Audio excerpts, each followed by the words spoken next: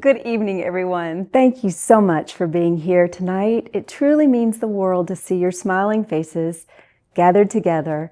A heartfelt thank you to Jim and Stacy for opening up their incredible home to us, and to Nicholas, Kelsey, Haley, Adam, Michelle, Alicia, Brianne, Will, and Margot. Thank you for all your help and support for tonight.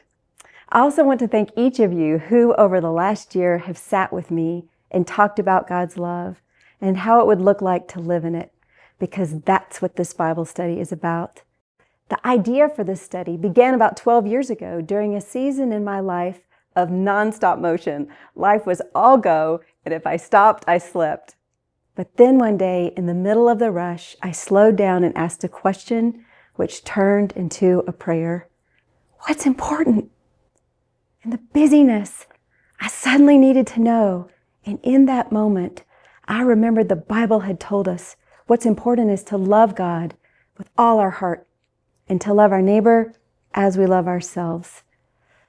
That moment changed me. I began to want to live in God's love more than I wanted anything else.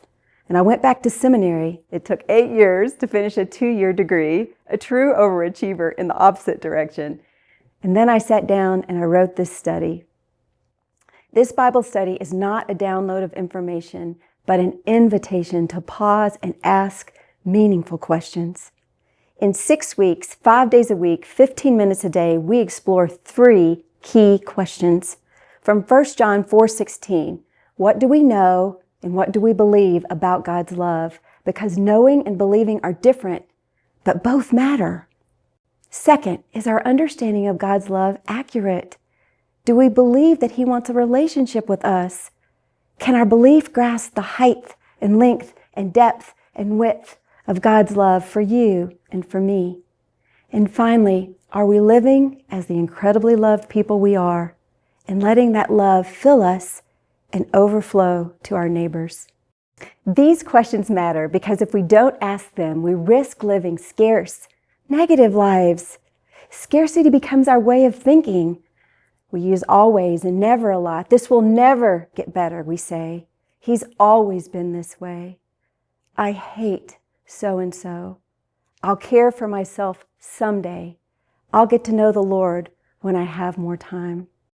Does this sound familiar? This may be the way we've been thinking, but it doesn't have to be our story anymore, because the Bible tells a different one. Philippians 4 reminds us God is a God of abundance. In Him there are rivers of living water for us. He wants to supply all of our needs from His glorious riches. In God's love there is abundant life. In our own strength we live limited. And that's why I wrote this study, and that's how I want to live, loving the Lord, knowing I'm loved, and overflowing to others, even to difficult people, even to our icky people. Icky's a real theological concept, but I once said it at a Christian conference. It was a large conference of about 150 ladies, and I said, if you want to love yourself well, let God's love fill your life, and then it will flow out to others, even to those that are difficult, even to your icky people. At that term, the whole room gasped, and I reassured them, it's okay. We've all been hurt. We all have people we disagree with, people who have wronged us. Maybe you're in the middle of a difficult situation right now. At that, some people in the room began to nod, but others still looked at me blankly. So I said, sometimes our hardest people might be someone with our same last name. And at that moment of 250 women, 2 people in the room jump on either side of the room as if they'd been shocked. And afterwards, one ran up to me and said, it's my sister. She's in this room.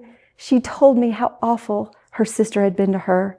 Then as I was leaving, the other sister approached me and shared her side. And here was the moment, an aha moment for me. They described each other almost identically, nearly word for word. Here are 2 lovely people in a deeply hurtful situation, and neither of them yet, not yet, is living in the abundance of love that would be needed to begin the healing of this relationship. We discuss difficult relationships in this study because we all have people to love who are difficult, and sometimes that person is ourselves. The negative self-talk we live in is not what we were created for. And now we have a choice if we want to do it differently. We ask ourselves, who do we want to be? Connecting to God's abundant love or living limited, scarce, and negative? Will everything work out perfectly in all our relationships when we create space for the Lord's love? I can't promise that, but I can promise this. When we live as the loved people we are, anything is possible. God's love is a watershed, a vast overflowing waterfall. And when we live in it, we give it away because we have so much to share.